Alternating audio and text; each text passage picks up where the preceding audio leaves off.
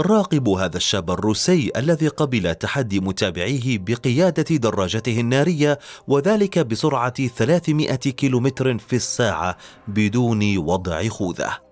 انظروا كيف أصبح مظهر ملامحه. يا له من سائق متهور ومجنون.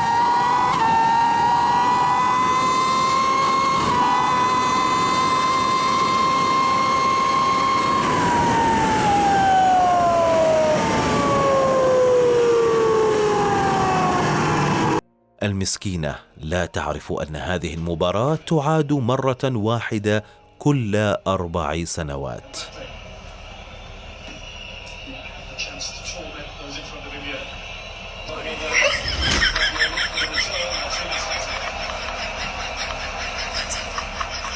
لم أكن أعلم أن الحقد والحسد موجود أيضا عند الحيوانات. عندما يكون محترف المونتاج والتحريك واسع الخيال، عندما يتحول الإنسان إلى صنم بسبب جرح أحدهم لقلبه. لحظة، لا تصدقوا، كنت أمزح. شاهدوا قدرتهم المذهلة على التوازن. في الحقيقة أعجبني هذا العرض للغاية. ماذا عنكم؟ أخبروني. تعالوا لأخبركم بهذه التجربة المميزة. قوموا بجلب مصباح ومرروه عبر سلة غسيل كهذه في مكان مظلم، وراقبوا التأثير الرائع الذي سينعكس. أراد هذا الشخص تجربة هذا المقلب المضحك مع المارة. راقبوا ردة فعل هذه السيدة. أعتقد أنها لم تشعر بخوف كهذا منذ زمن.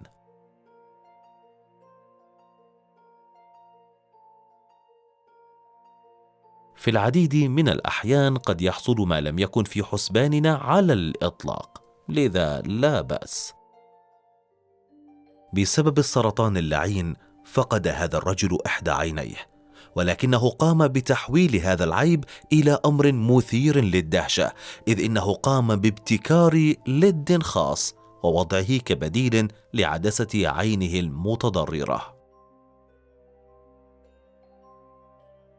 هذه العجلة فرت هاربة من سيارة أحد المارة، فتسببت بهذه الكارثة على الطريق. يبدو أن ذلك السائق حظه سيء للغاية في هذا اليوم. في التعاون قوة وفي التفرق ضعف.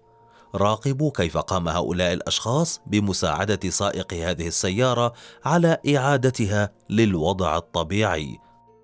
كم يبدوان جميلان للغاية. من الواضح أنهما صديقان منذ وقت طويل، لكن الأمر ليس كذلك مع هذه الفتاة.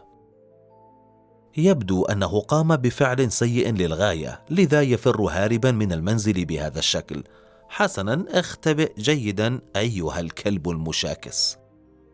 أعتقد أن هذا الرجل يقود الدراجات الهوائية منذ مدة طويلة للغاية، لذلك هو قادر على استعراض مهاراته بهذا الشكل الاحترافي. يصور لنا هذا الرجل ثعبانه الفريد من نوعه، والذي يمتلك وجها مبتسما على جلده. يا له من ثعبان غريب. حسنا، كل شيء يسير على ما يرام، لكن لحظة، انظروا للمفاجأة القادمة إلى هنا. في الوقت الذي كانت تسير به هذه السيدة وبيدها سكينا، رآها هذا الطفل الصغير وقام بالاختباء على الفور. يا له من طفل ذكي. عندما تظهر المشاكل في وجهك أينما اتجهت، آمل أن يكون ذلك الرجل المتهور على ما يرام. اللاعب الآن يستعد لتسديد الكرة. يا للمسكين، تلقى ضربة قوية على وجهه. تمتلك تلك الفتاة شعرا طويلا للغاية، لذا حاولت الاستفادة منه بشتى الطرق، حتى إنها استخدمته بديلا للحبل في لعبة نط الحبل. انتظرت الحرباء اللحظة المناسبة للانقضاض على تلك الحشرة. يرصد هذا المقطع الطريقة التي يقوم بها الدب باصطياد السمك من البحر. على ما يبدو أن الدببة تحب السمك كثيرا. هذا القناع يتحرك بحركة موازية تماما مع حركة الفم لتلك الفتاة، لهذا قد يبدو واقعيا نوعا ما. عندما يكون القفز بالمظلة هو هوايتك المفضلة، بالتأكيد ستكون أعصابك باردة بهذا الشكل. يبدو هذا الطائر منسجما مع الهواء للغاية ومستمتعا به. أعتقد أن هذا أغرب قاطور قد رأيته من قبل في حياتي. أعتقد أن هذا الكلب يعترض على ذلك الزواج، حيث ظل يتجول في المكان بغضب وانتظر اللحظة الحاسمة ليتبول على فستان العروسة. أظن أن هذه الفتاة وقفت كثيرا، لهذا تعبت وأغمي عليها لتسقط بهذا الشكل. كاد هذا الرجل أن يفقد حياته بسبب تلك الشاحنة الضخمة التي ضلت طريقها واصطدمت بشاحنته لتوقعها عن الطريق. بالرغم من أن الشتاء قارس والجليد يغطي المكان، إلا أن هذا لم يمنع الثعلب من إيجاد طريقة للحصول على الطعام من تحت ذلك الثلج. يبدو أن ذلك الإيل قد ضل طريقه وسط المدينة، لهذا كان يجري هائجا في الشارع واصطدم بزجاج ذلك الصالون. انظروا إلى ذلك المشهد الذي يحبس الأنفاس لذلك الدراج الذي جمع بين القيادة والطيران بالمظلة. كانت تلك الأفعى تحاول أن تلتهم الفأر، ولكن دافع الفأر عن نفسه بشجاعة وسدد لها لكمة قوية. هذه السيارة كانت على وشك الانقلاب، ولكن لحسن حظ السائق تمكن من الفرملة في الوقت المناسب. حاولت تلك الفتاة إنقاذ الخروف الذي وقع في هذا الشق الضيق، ولكنه كان غبيا للغاية، فعندما حاول الفرار وقع فيه مرة أخرى. لا أعلم بالتحديد لماذا تلك البقرة هائجة بهذا الشكل وتطارد الفتيات، من الممكن أنهم أغضبوها.